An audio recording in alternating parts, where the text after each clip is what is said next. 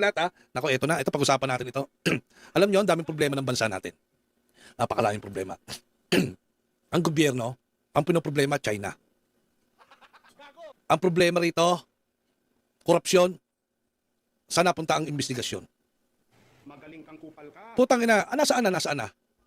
Magaling kang kupal ka. Bongbong Marcos, ano na? Ha? Ang daming issue natin, ang daming natin problema sa bansa natin. Yung mga, ang ginagawa ng administrasyon, alam niyo kung ano, puro diversion. Puro paglilihis ng mga issue. Wala silang ginawa, lihis dito, lihis doon. Putang ina niyan, di ba?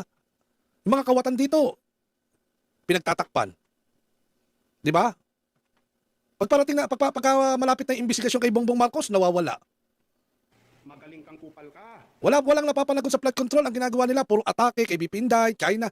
Mapapakain ba tayo ng ano? Pag inaway mo yung China, magmumura ba presyo ng bigas? Ako naniniwala ako, may basbas yan ang Malacanang, si Tariela na mag-ingay eh.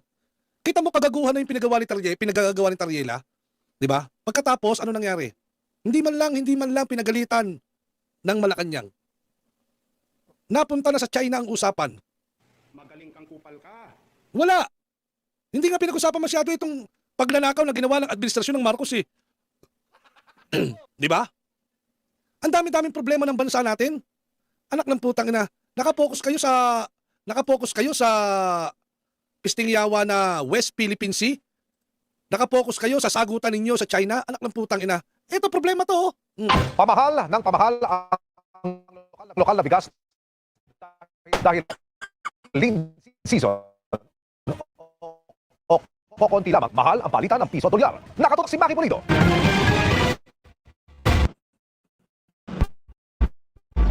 Sa Golden City ng bigas na ibebenta sa nga ang bentahan. Pataas daw ng pataas ang presyo ng Isang linggo, araw-araw siya tumataas. Kahapon, bumili ko, 1,280, yung 25 kilos. Pagbalik ko po ngayon, 1,300 na. Almost 12 hours na tumaas ng 20 pesos. Kaya nagmahal na rin ang kada kilo sa mga tindahan ng bigas. Sa Kamuning Market, Quezon City, halimbawa, ang premium rice na 50 pesos per kilo noong Enero, 53 pesos na. 12 pesos naman ang itinaas ng regular milk. Mula 40 pesos, ngayon 52 pesos per kilo na. 56 pesos per kilo na ang well milk mula sa 45 pesos. Lean season ang Enero at Pebrero. Biruin nyo yan? Hindi naman nila ginagawa ng solusyon yan. Ano solusyon nila?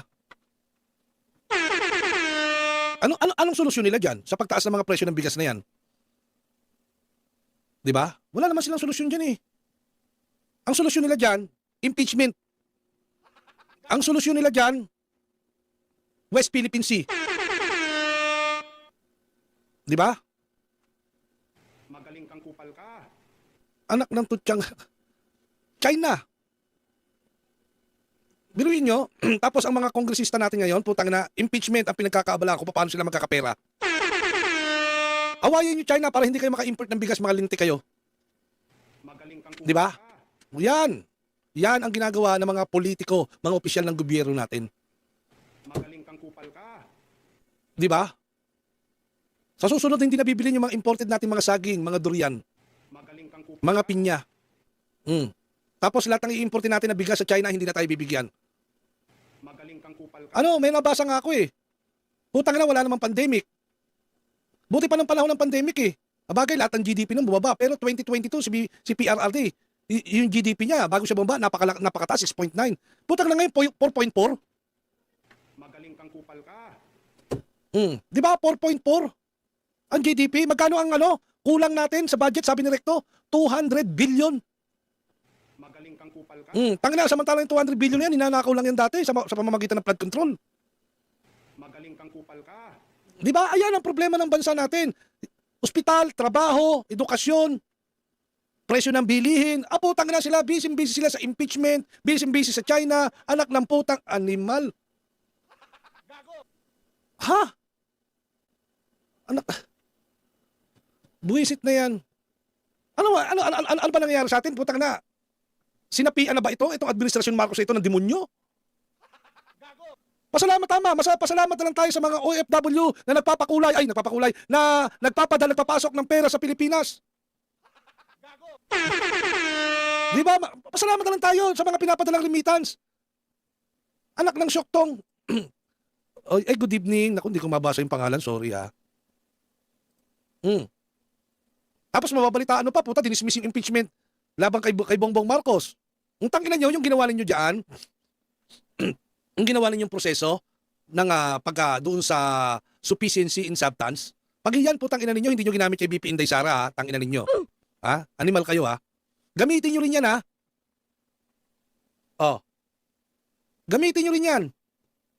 Buwisit kayo. Glabasan na ka. Magaling kang kupal ka. Tapos, yung ibang oposisyon naman, anong ginawa? Ay, Ate Jem Aris, thank you ha. Maraming salamat sa pag-renew ng membership ha. Jocelyn Calyanta, wala pa andabasa kaya nga eh. Mahirap ang buhay ngayon, hayaan nyo na. Oo, mahirap ang buhay. Biruin nyo ha.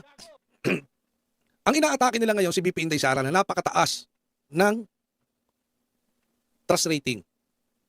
Napakataas ng trust rating ni BP Inday. Nasaan na ba yun?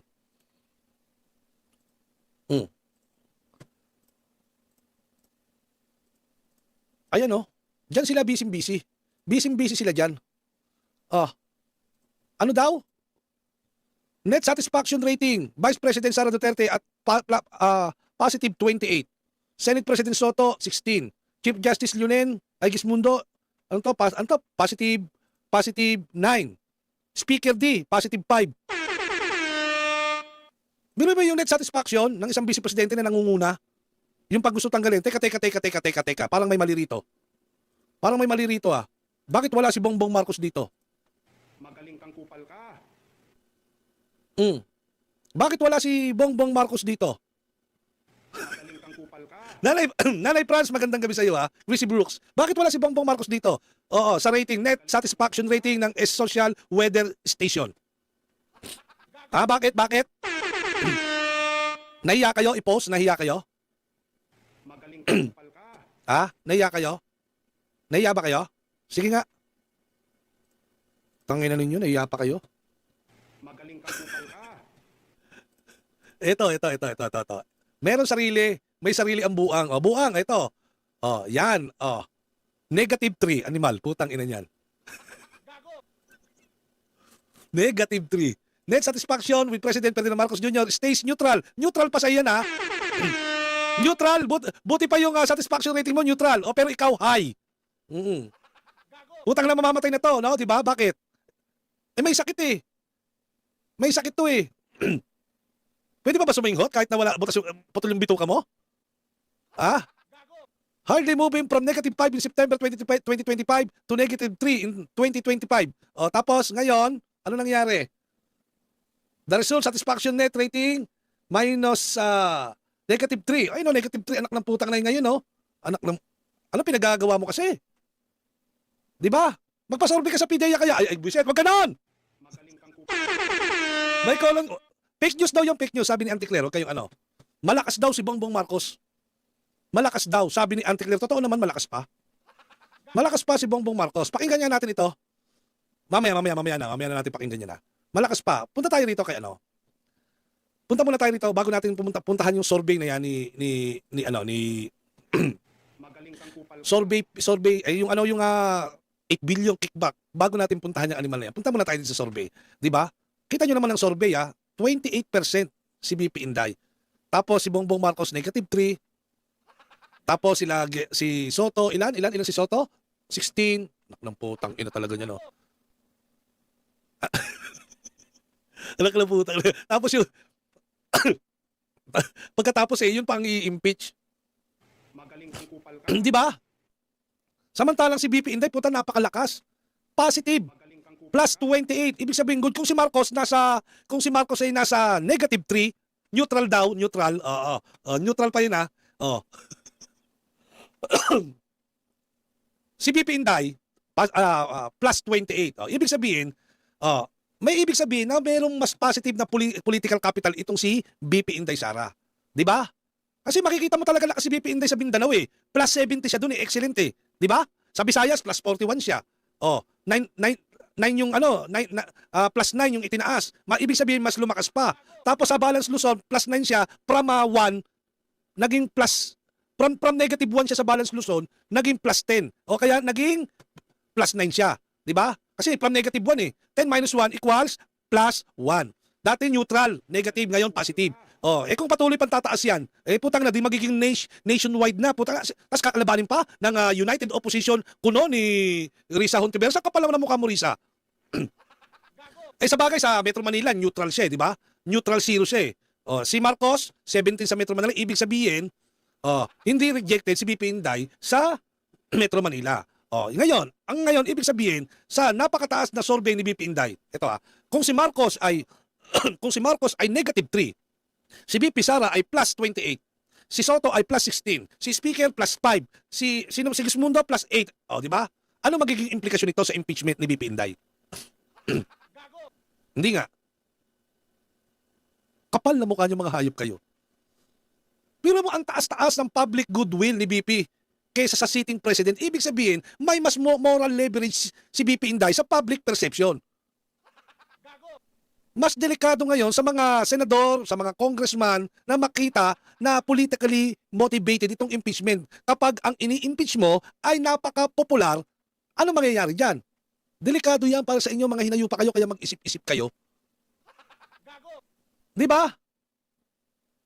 Sira ulo kayo eh. Lalong-lalo na yung mga congressman dyan sa Mindanao. Sabi nga ni Mig Subiri. Ano sabi ni Mig Subiri? In-interview siya. Ano man sabi mo sa panibagong impeachment na kay BP Sara Duterte? Ano sabi niya? Taga Mindanao ako. Di ba? Alam mo na 'yon. Di ba? Anak kayo ng tutyang kayo? Taga Mindanao ako eh. Putang na, parang sumpa yan sa kanilang impeachment na yan. Di ba? Anak kayo ng shoktong kayo, mga hinayupa kayo. Nanyo kayo. Pagka ganyan ang number ni BP Inday, 3 senaryo lang pwede mangyari dyan. Sa Senado, acquittal, baka hindi pa nga umakit yan eh. Ano yung sinabi ni Lacson? May sinabi si Lacson, di ba? Kasi may mga issue tayo na kaya ipapakulong daw si BP, si Jinggoy, si Escudero, at saka si Villanueva, kaya daw patatalsikin, posibleng ma-expel, posibleng tawag nito, masuspinde, o posibleng makulong at hindi makaboto. Hindi makaboto sa impeachment. Mas pabor pa daw kay BP. Hindi daw maaapektuhan si BP Inday kahit na matanggal yung 3, which is totoo naman yon. Kasi ang nakalagay dun sa sa Constitution, 24 all. 24, kailangan 2/3 ng all. 24 senators, hindi naman sitting senator sinabi, 24. Kahit hindi sila makaboto, Jeb Rivera, kailangan pa rin makakuha ng 2/3. 16 pa rin, kahit hindi sila makaboto. Kailangan, ang bumoto na guilty, si BP Inday, 16 pa rin. Ganun yon. Di ba? Ako naniniwala. Kayo ba naniniwala kayo maipapasa ng kamera? O ibig sabihin ano tawag nito? Makakalusot ba sa kamera yung impeachment? Di ba? 50 lang meron ng majority. Kaya nga nasa majority pa si Pia, nasa majority si Migs. Putang, nakakapal naman ang mukha nyo dyan sa House of Representatives. Tangina, nakita nyo naman yung, di ba napasikreto pa nga kayo ng survey dyan?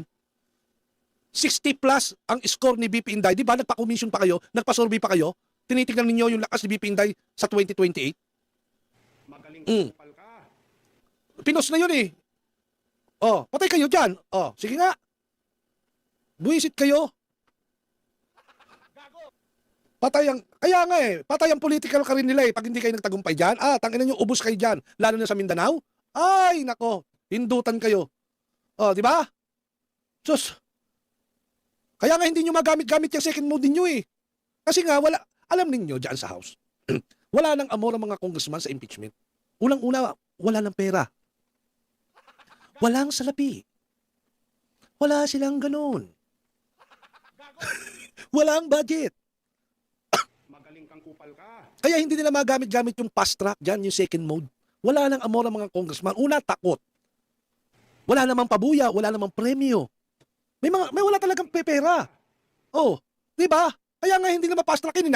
Na-fast track lang naman nila yung unang impeachment dahil pinangakuan. Binigyan ng AIX, tupad, akap, mai, putang inan yan. Di ba? Magaling kang kupal ka. Hindi nyo mapapast track yan. Kasi kung ipapast track mo yung impeachment laban sa isang kay BP Sara na mayroong public support, Tangina, mababasa yan ng mga tao. Ibig sabihin, political demolition job na yung ginagawa nyo. Pumuposisyon na kayo sa 2028, di ba? Buwisit kayo. May 156 billion pang binito, boss. Oh, meron na naman. Oh, meron na naman, Jeff Rivera. Anak, wala namang pondo yun, puro program fund yun. Oh, good evening, Buster. Solid BP Sara Duterte from Bicol, Gaspi Albay, laban na kasama ang bayan. Di ba? Oh, Magaling kang kupal ka. puro mga kupal to, mga hayop na to. Napanood mo ba, boss, yung kahapon diyan kay Atty. Guanzon? Kahapon, yun dun sa sa ganang mamamayan? Napanood ko yun, napanood ko. I-upload ko sana eh. Napanood ko yun, napanood ko. Napanood ko. Ay nako, hayop ka BBM. Kumusta na nga pala si Bongbong Marcos? May balita ba kayo doon? May balita ba kayo? Pakinggan nga natin to si Atty. Libayan. Elections. At siyempre, yung mga i-endorso niya na mga kandidato niya ay hindi malalason. Pero that will never happen ng mga kabatas natin. Malalason na yan. Okay? Yan yung una. Ang pangalawa, mga kabatas natin, siyempre, si VP Sara yung number 1 contender. Alam naman natin lahat yan. Pag-usapan natin yan mamaya kasi may pahayag yan si Atty. Rowena Gonzon. Ang pag-usapan muna natin dito ay yung impeachment ni VP Sara at yung na-dismiss din o tapos na yung karera ng impeachment ni President Bongbong Marcos. Okay? Sabi ni username totoo ni puro election ang nasa isip. Di ba kadiri? Ang dami nating na isinasaad dito. okay, pero in fairness naman talaga, wala namang evidence ang kailangan para ma-impeach ang isang hindi mo na pwedeng questionin kasi nga, yan ang kagustuhan, yan ang opinion. Dali hindi ko makita. Gusto niya ng chismis, no? Gusto niya ng chismis. Gusto niya ng chismis, no? The president, sobrang payat niya na. Okay, sobrang payat na ng presidente. Tapos, literal na weak siya.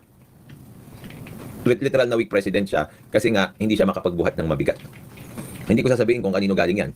Hindi ko sasabihin kung kanino galing yan. Pero merong files na binigay sa kanya na siguro mga 2 kilo lang. 2 kilo lang, ha? Tapos, hindi niya mabuhat. Chismis. Chismis yun Si BBM, mahina na. Sobrang payat na. Literal na weak leader. Lilipat ako sa isa kong account, Sir Buster. Sige. May binigay sa kanya na files. Siguro mga 2 kilo daw. Hindi niya mabuhat. Nasa Amerika daw si BBM. Wala, nandito pa sa Pilipinas. Tuloy natin. Merong files na binigay sa kanya na siguro mga 2 kilo lang. 2 kilo lang, ha? Tapos, hindi niya mabuhat. Literal na weak president siya. Literal na weak president siya. Okay? Ganun yun. Alam nyo, ito pa, balik tayo dito sa Marcos family na sinasabi nyo. Ang best bet lang ng Marcos family dyan is to support someone who will not actually do revenge politics. Dahil pag nanalo talaga si BBM, sabi nga ni Atty. Trixie, ano daw, appendix mo lang, walang latay. Magaling kang Claire kupal ka. Castro. Tapos didemanda mo, putangin mo ka. Hyperbully yun eh. Anak lang puta talaga Yung hyperbully ginawang threat. Ay, Margie Gonzales. Ay, nagpalit ka na. Anak lang putang na. Di ba? Aabot pa kaya ng next zone na yung si BBM? Putang na, parang dangerous eh. Nasaan ba si Bongbong Marcos kasi? Bongbong, biruin mo 2 kilo lang na files, hindi mo mabuhat? Di ba? Siguro kung 2 bilyon niya, mabubuhat mo yan. 2 kilo na files, hindi mabuhat ni Bongbong Marcos. Na, di ba? Siguro, pero pag 2 bilyon, tangina buhat niya yan. Ay, Sos Maria Josep. Animal na yan. Nasaan ba si Bongbong Marcos? Hanapin natin. Ay, nandito pala. Nandito pala si Bongbong. Putang ina, payat ka na. Ano nangyari sa'yo, BBM? Anak ka talaga, oo. Tingnan din natin. Ay, putang ina, nasa Sambuanga to eh. Ladies and gentlemen, the President of the Republic of the Philippines, His Putang ina, yung panga nakalak. Nandun sa Malacanang, nagtatay sa billbag niya, Buster. Buisit! Ayop ka! Takot na magsuot ng puti, bumubukol yung catheter. Buisit! Tinan mo, hindi mo masuot yung bus jacket mo, Di ba lagi naka-bus jacket ito? Bus polo, di ba? Yung polo na may botones dito sa baba. Di botones hanggang baba. Tapos yung parang jacket yung sa di ba? Hindi niya na may suot kasi umaangat yun, makikita yung catheter eh. Kaya ang polo niya ngayon nakalaylay. Magaling kang kupal Ay, Anharot! Animal ka! Buisit ka! Oo! Anharot! May mumurahin ka daw ni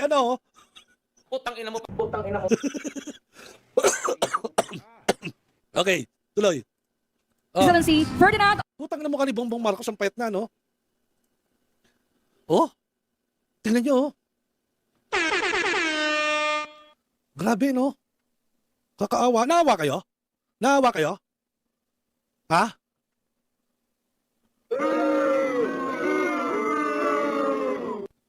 Ay, nako. Kawawa, no? Ang tuloy, nasa na yun? R. Marcos Jr. Ang daming tao, ah! Punong-puno, ah! Mahal na mahal ka ng mga bata, ah!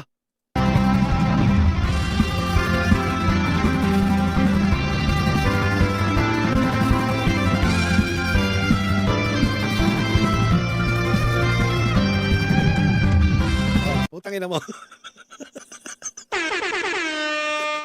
Ay, grabe ka, wag ganon. Isang bulati na lang hindi pumipirma. Grabe naman. Yung tao, walang kaamor-amor. Ay, Nanay Erlinda Flores, huwag kayong maawa dyan. No mercy for this corrupt crocodile. Oo nga, no? Oo nga pala, no? Puta, ninakawan tayo eh. Ninakawan tayo niyang hayop na yan eh. Di ba? Ba't ka maaawa dyan? Ano sabi? Di ba? Ninakawan tayo niyan. Oh, NPA, pasok. Record ng komunikasyon na pagitan ni Yusek Adrian Bersamin at si Pangulong Marcos mula December 2024 hanggang July 2025. Kabilang dito ang mensahe ng pagtanggap ng delivery ng 8 billion mula kay Bernardo na pinarating kay Pangulo kasama ang acknowledgement at tugon ng Pangulo na okay, sabi po sa mensahe, complete na po ang 7.122 delivery sa akin. Tapusin ko po ang computation today. Kalakip nito rin ang detalyadong computation ng mga pinaggastusan ng 8 billion na kickback. Kasama po rito, pangunahin ang gastos para sa mga kandidatong sinuportahan ng Pangulo noong nakaraang eleksyon. Kasama rin ang gastos sa mga TDR para sa eleksyon. Pambayad ng 6 million pesos para sa dayuhang poster na si Perud na ginagamit na election consultant ng Malacanang at 68 million pesos bilang talent fee para sa isang performer na 68 million na talent fee para sa isang performer na ginamit ng administrasyon sa kampanya. Tang ino. Tanong, bakit ngayon lang nila nilabas yan? Ang naglabas nito si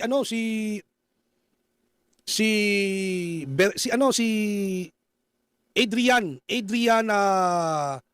sino to? Si Adrian Magaling kang kupal ka. sino yan? Analot? Magaling kang kupal. Adrian Bersamin. Magaling kang kupal ka. Papaliwanag yan ni Erice mamaya. Panoorin muna natin. na ginamit ng administrasyon sa kampanya. Nagpatuloy ang komunikasyon na ito hanggang July 2025. On July 10, pinabot ni Yusek Bersamin na may delivery siya ng 2 billion pesos para sa Pangulo sa Nara Residence sa 4 Park at sa sagot ng Pangulo, sasabihan ko si June Barry. This is July 10. Sasabihan ko si June Barry. Sino si June Barry? Kilala nyo ba si June Barry? Yung sinabi na sasabihan ko si June Barry. Di ba? Si June Barry, sino yon? Hindi nyo kilala si June Barry? Ay, Congressman Tambaluslos. Sino si June Barry? O, ulitin natin.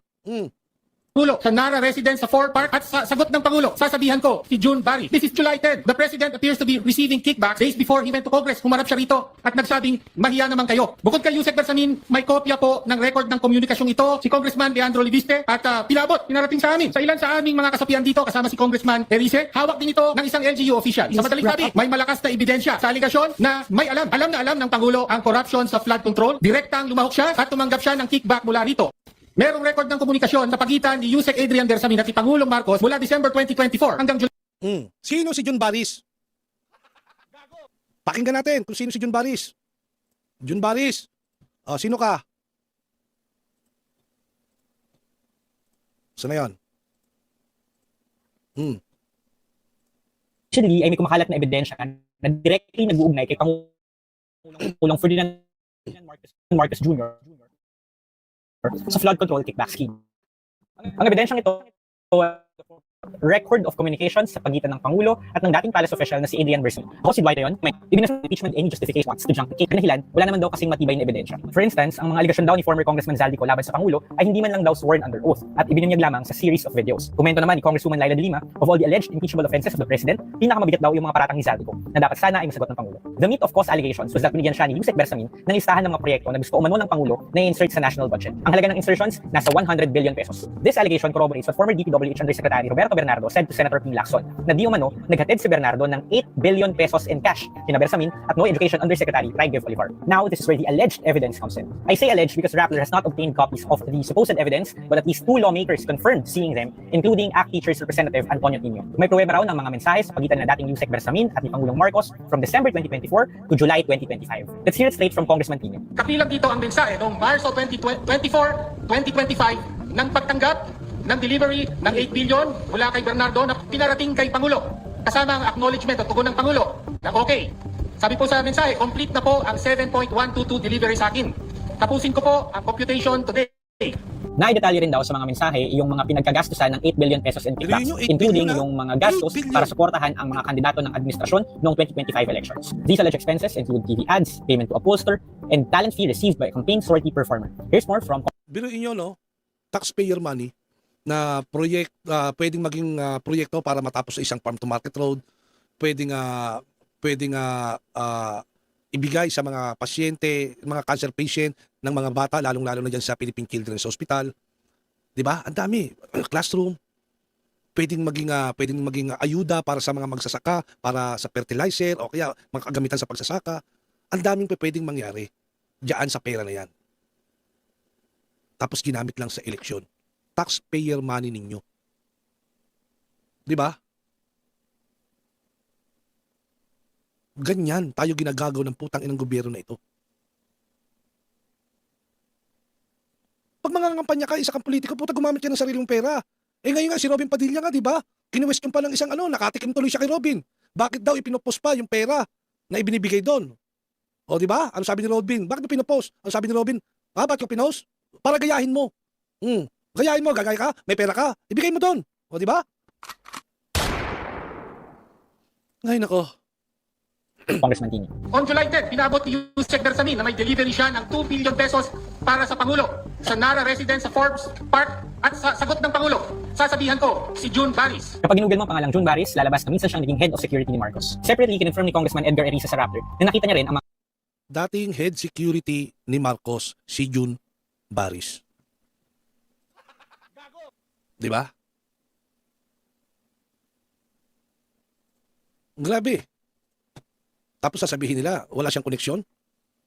Magaling kang kupal ka. Si June Baris ang tumukuha ng pera. Para kanino? Para kay Bongbong Marcos.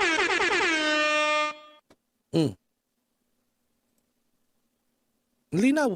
Kailangan pa bang sabi nga ni Tito Soto, hindi mo kinakailangan, Tito Soto, puta, yari ka kay Lunen, tangina ka. Patay ka diyan kay Lunen. Pinaringgan ka na. Huwag ka na magaling-galingan, ma'am. Alam mo, Lunen, wala pa namang bill yung pagka dinirect contempt ka ng Supreme Court. Magaling kang kupal ka. Okay, sinadya naman talaga yun para nga gayahin eh.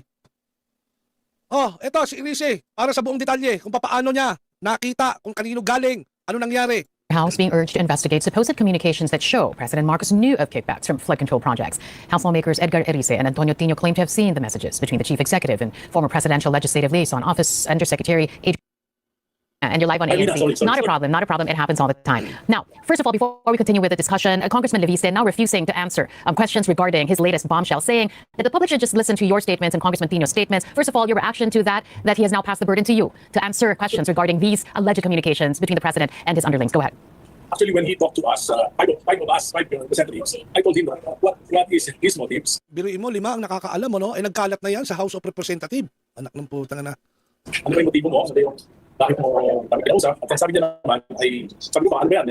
Meron bang self-preservation? Sabi niya, this is for the country. Sabi niya. So sabi ko, you should take the risk. Sabi niya, hindi pa panahon kasi I don't think that if ever, yung mga groups like the Liberal Party, the Church, is not ready to support us because they are so averse in what will happen if the BBM will go down. Yan po ang sabi niya. Yan ang sabi niya. So, anong sagot niyo? ang sabi ko sa kanya, wala namang dapat talaga yung ano yung katotohanan, yun dapat, yun ang priority kasi pinakita niya sa amin, actually, ganyan na kami na-approach kasi gusto nito kami tulungan para dun sa continuation ng impeachment complaint ng kabayan. Kasi as I've been telling the Committee on Justice, they have violated the Section 5 Rule 3 of the impeachment rules of the House. Kasi very clear naman at define yung standards of the determination of substance, pero parang isinaat nila yung standards. So, hindi pa naman presentation ng evidence, hindi pa naman dapat presentation ng mga Ito yun yung sinasabi ni Erice dito, yung tinaas daw nila yung standards ng substance. Pag yung standard ng substance na yan na mataas, pag yan hindi ninyo ginamit kay BP Inday Sara, mga putang ina nyo lahat. Lalong-lalo ka na ikaw punyeta ka, Luistro ka. Ano sabi ni Rowena Guanzon? Dapat mag-resign ka na dahil tuta ka ni Romualdez. Di ba? O kaya nga daw biglang sumulpot yan. Nagpakita yan sa kamera yan si Romualdez dahil impeachment na naman ni BP Inday.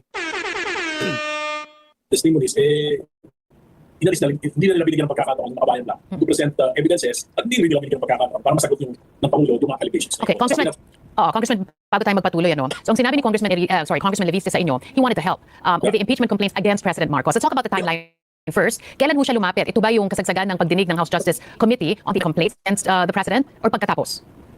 Nung Wednesday kasi nung natapos sa Committee on Justice, tinawagan niya ako, then we met Thursday, pinakita niya sa akin yung text messages and pagkatapos inimbita ako ni Congressman Pino tinamagahan Friday morning, mas marami na kami, pinakita rin niya ulit. Tapos nag-meet kami ulit ng Saturday, lima na kami ng Congressman.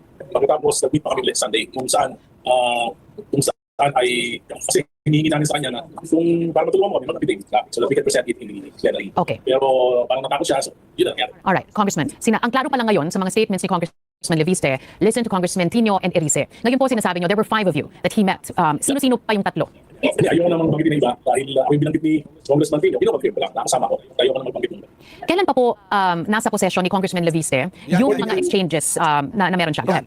According to him, nung binanggit ni Senator Lacson yung mga pangalan ni E.S. Bersamin as Yusek Bersamin, natakot si Yusek Bersamin. So ang ginawa niya, kasi ang inisip niya baka maging Paul Guy siya, gumawa siya ng affidavit at nung punta siya sa bahay ni Congressman Leviste, doon nila ginawa. Nung binanggit na ni Senator Lacson, si Trigib Olaybar at saka itong si Adrian Bersamin, natakot itong si Adrian Bersamin na baka gawin siyang fall guy. Kasi tinuro nga ni Bernardo eh. O ngayon, dahil nga totoo yun, baka doon na matapos kay Bersamin, kay Adrian Bersamin, baka sabihin nga naman ni Lacson, hindi, hanggang doon lang sa'yo eh. Kasi wala namang ebidensya na nakarating kay Bongbong Marcos yung pera na yan eh.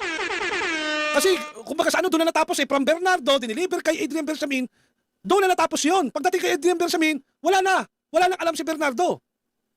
Ngayon si Bersamin na lang magsasabi kung yung pera na yon kailangan meron siyang ebidensya na yun ay nakarating sa presidente. O anong ginawa ni Bersamin? Mautak. Pumunta kay Leviste, pinakita ang mga text messages, tapos gumawa ng affidavit. Magaling kang kupal ka. Di ba? O ngayon, ang problema nga ito, text messages ito eh. I-subject pa rin ito para sa forensic eh. Oh. Di ba? Ito tama, ito yung sinasabi ni Lacson na ginagamit lang yung pangalan ni Marcos. Kasi nga dead end na nga eh, si Bersamin eh. Magaling kang kupal. Oh, ngayon, ano nangyari? Oh, tuloy. Ulit. Oh.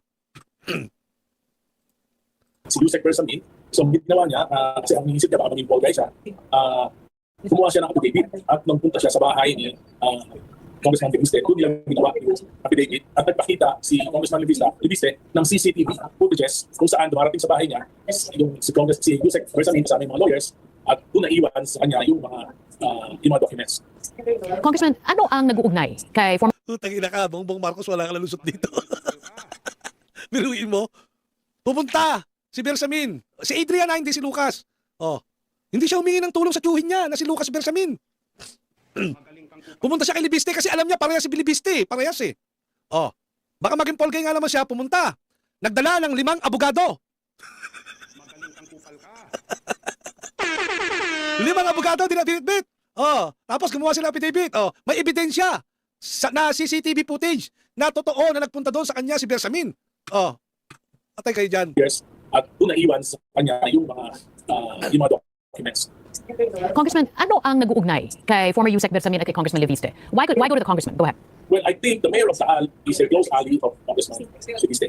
And the mayor of Taal has blood relations with Yusek Bersamin. In fact, the mayor is the former chief of staff of TS Bersamin. So those are the ties that bind. So merong pagtiwala itong sa pagkakaalam ninyo, may pagtiwala itong si former Yusek Bersamin dito kay Congressman Leviste. Kaya sa kanya nagpunta. Yes. Okay. And itong mga text messages, let's go to that now, Congressman Erice. Yung nakita niyong text messages, in what form did you see this? Nakaprint na ho ba? Hindi, totoo yan. Totoo yan. Hindi, oo. Naku, ayaw nilang maging Cabral. Oo. Ay, Michelle Mangarin, maraming salamat ha. Ayaw nilang maging si Yusek Cabral. Naku, putang ina talaga. Oh. Summarize na ho ba? Go ahead. Nasa USB. So, iba-ibang dates, number, dalawang numbers, allegedly it's the number of president. Makinig kayo ha. Babagalan natin. Babagalan natin ha. Sige, babagalan natin konti. Gawin natin normal. Okay. Ano nakalagay? Ano yung screenshot?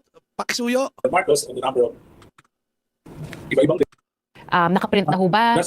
In what form did you see this? Nakaprint na ho ba? Summarize na ho ba? Go ahead.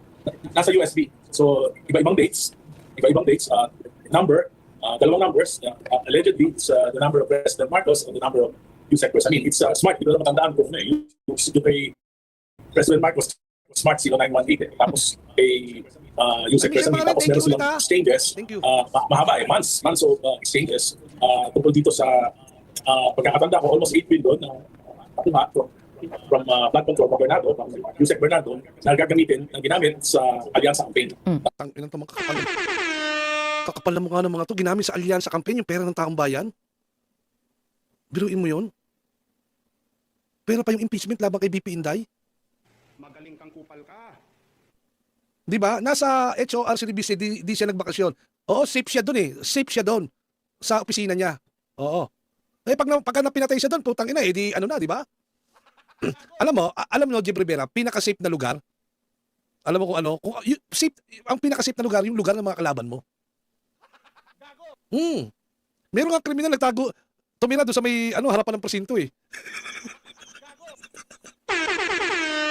Yung hindi nagtatago, lalapit pa yan sa'yo. Oo.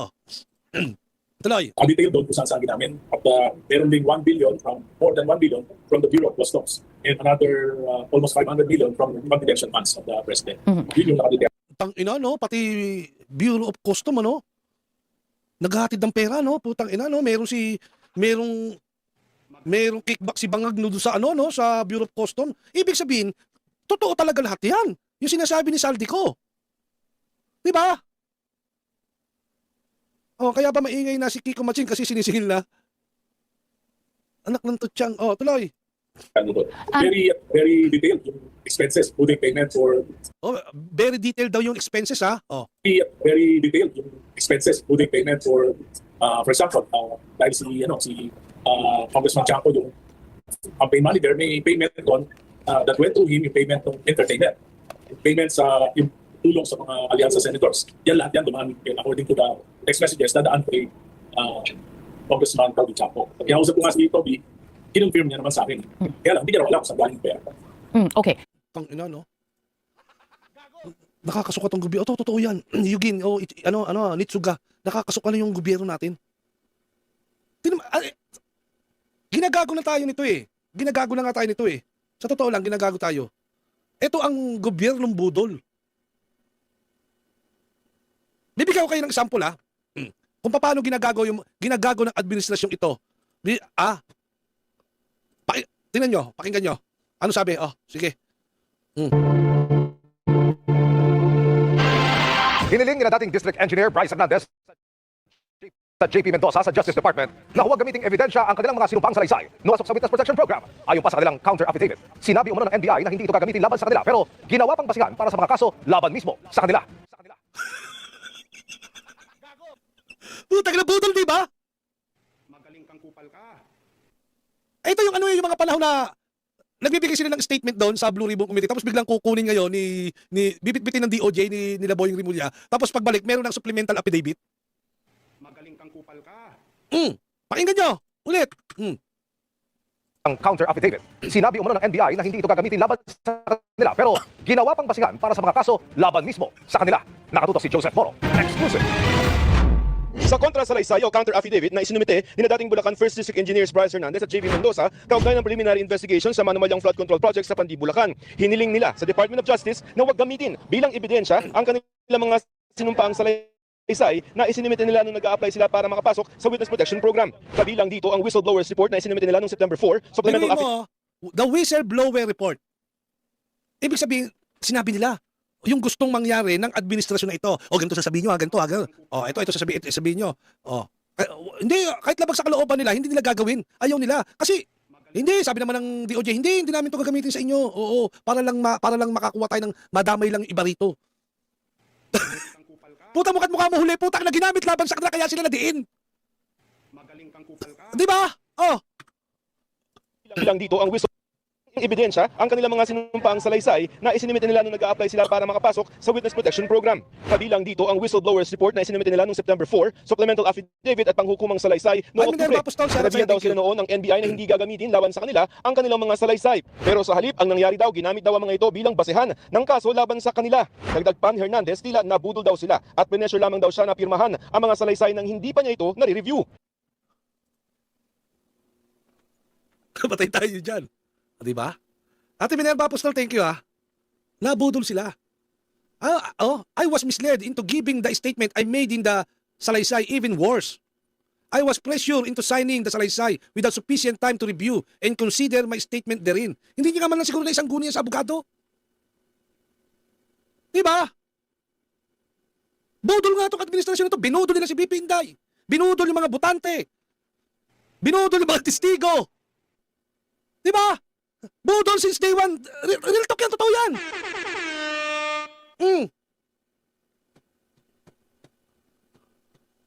Pero mo, kanila. Dagdag pa ni Hernandez, tila nabudol daw sila at pinesure lamang daw siya na pirmahan ang mga salaysay nang hindi pa niya ito nare-review. Ginawa daw nila ang salaysay dahil sabi sa kanila ng NBI gagamitin daw ito laban sa ibang opisyal ng gobyerno at para makatulong. Sabi, I only execute the salaysay following the NBI representation that it will only be used for my testimony against others, public official, and private individuals, and in furtherance to my witness protection application. Hindi nga sila nag-grant. Sa kanilang aplikasyon sa Witness Protection Program o WPP. Pero hindi sila nakasama sa mga pinasok sa WPP. Sabi ni Hernandez, tinanong daw siya ng NBI ukol sa modus operandi sa flood control project. At ang mga sagot daw nila naging basihan sa ginagawang investigasyon ng gobyerno laban sa ilang personalidad tulad na Senador Joel Villanueva, Senador Jingoy Estrada, dating Congressman Saldico, dating DPWH Undersecretary Roberto Bernardo at iba pa. Kasama rin dito ang tungkol sa kanilang pagkakasangkot sa umano'y mga maanumalyang flood control project. Sabi ni Hernandez at Mendoza, ang paggamit ng kanila mismong salaysay laban sa kanila ay paglabag laban sa self-incrimination. Kinumpirma ng kampo ni Hernandez na isinimit na sa DOJ ang affidavit pero hindi na sila nagdagdag ng komento dahil magiging unfair o hindi raw ito patas sa investigating panel at sumasailalim pa ang reklamo sa pagdinig.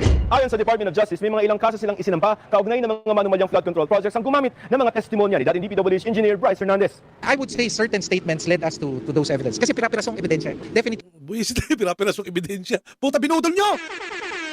Binudol nyo Yung tinuturo nila na mastermind, yung kanilang undersecretary na si Bernardo, yung paang lusot. Yung lusot pa, yung nagbibigay, naghahatid ng pera kay Adrian. Sino Adrian ulit yan? Bersamin. Siguro sabi ni Lacson, sige ituro mo.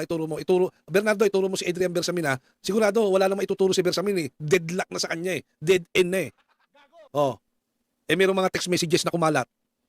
Pinakita kay Libiste kasama ng kanyang mga abogado. Magaling kang kupal ka. Di ba? Correct. Di ba sinabi nga namin nag-recant? Kasi nga, pinahamak nila.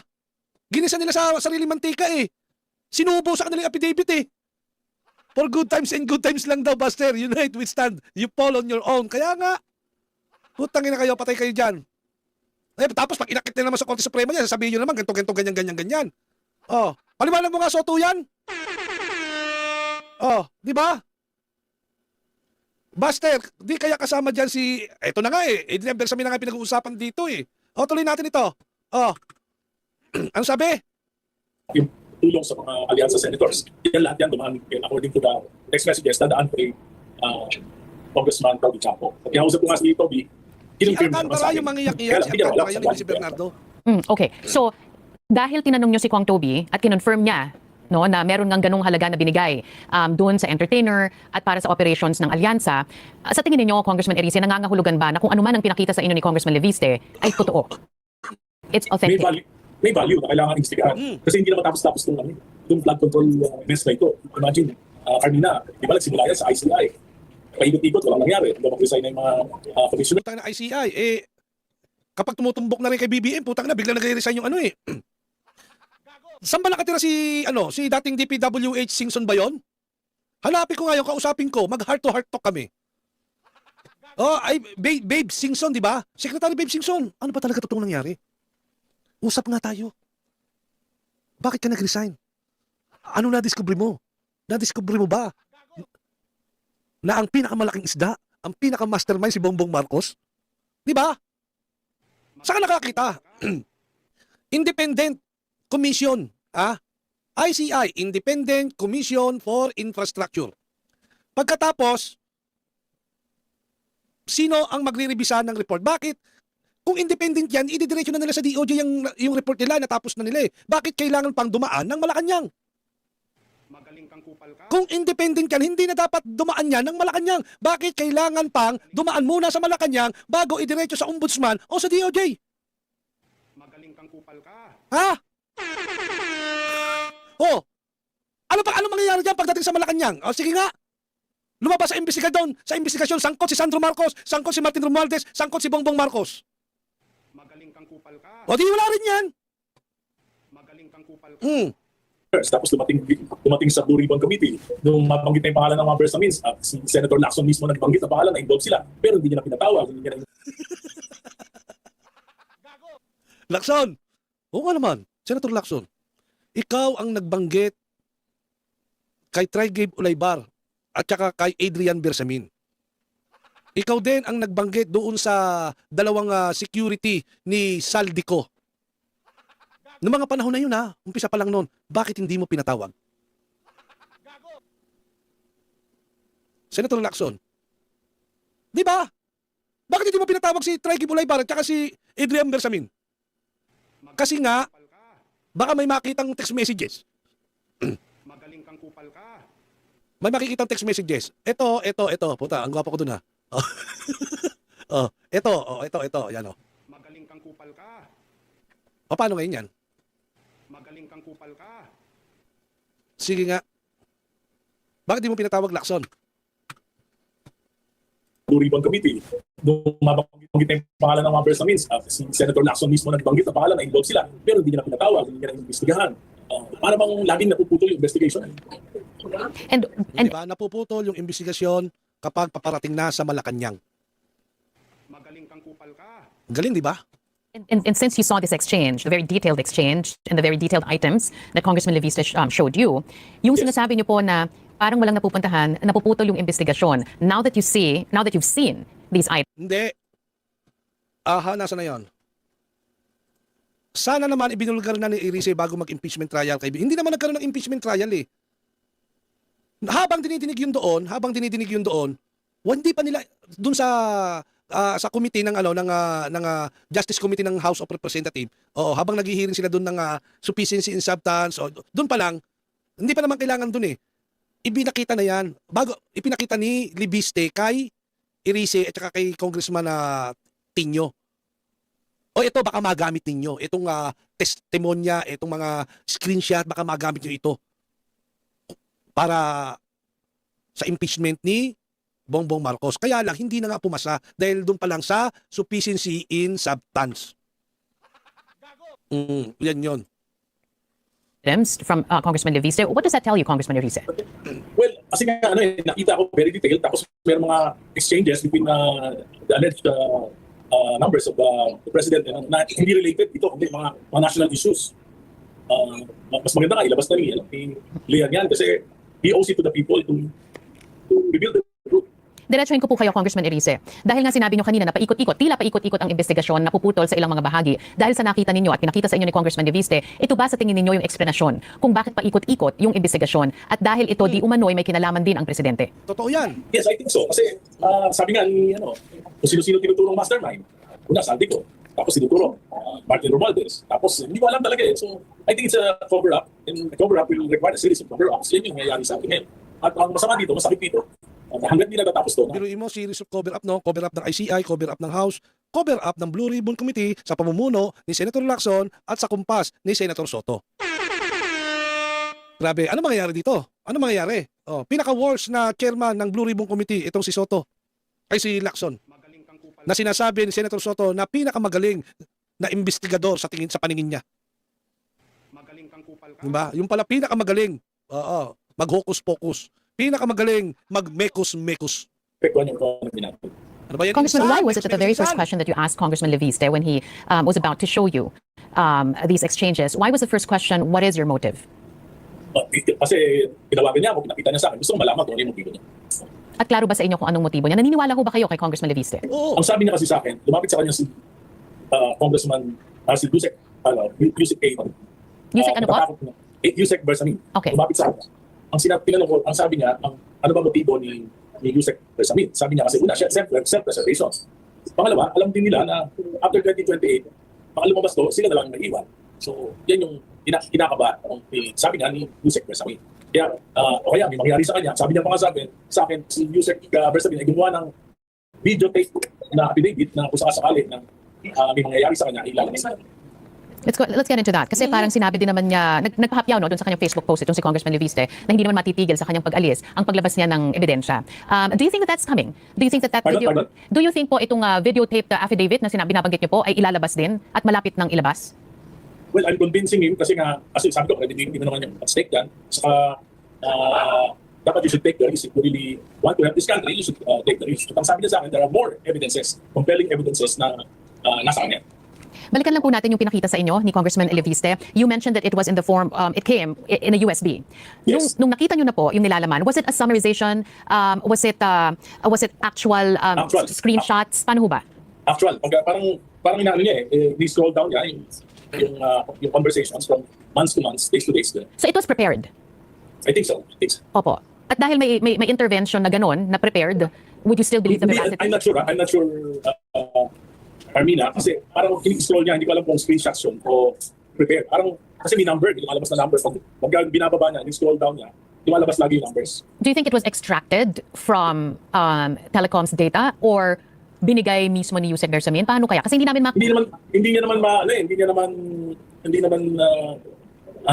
makukuha yun, hindi binigay sa kanya. Ni Yusek Bersamin. And Screenshot yun. O kaya, screenshot yun. Pagka ginaganon, screenshot yun, lahat ng mga conversation. Diba? Conversation, pag ganon, screenshot, tapos angat, screenshot. Tapos pagka nilagay mo yun sa, ano tawag dito? Bawat isa, siyempre pag sinuswipe mo na ng ganon yun, nandun na yun. Screenshot yun.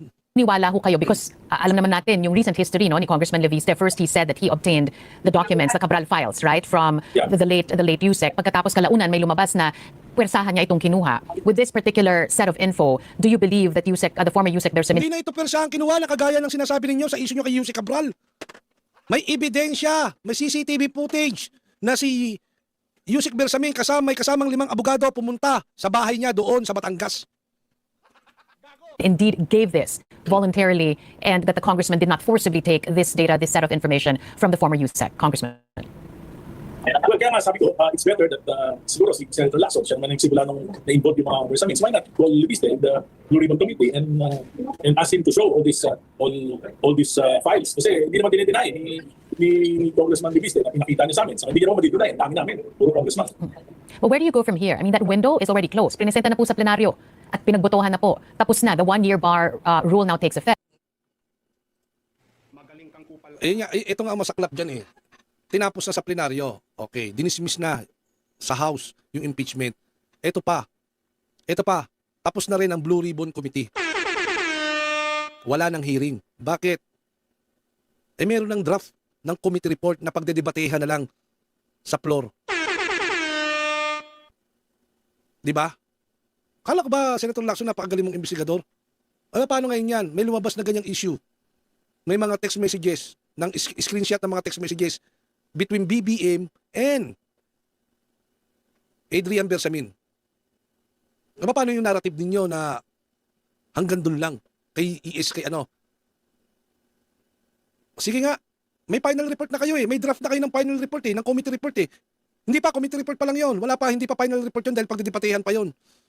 Magkakaroon pa ng interpolation yan dyan sa floor. Di ba? Ano na, Senator Lacson? Magaling ka. Magaling Hindi, sa totoo lang, kawawa tayo dito eh. Biruin mo, walang nangyari sa ICI investigation. Walang nangyari sa impeachment. Walang nangyari saan? Sa Blue Ribbon Committee. Sino ang biktima ng Blue Ribbon Committee? Mga alyado ni BP Inday, yung nandoon sa minority. Di ba?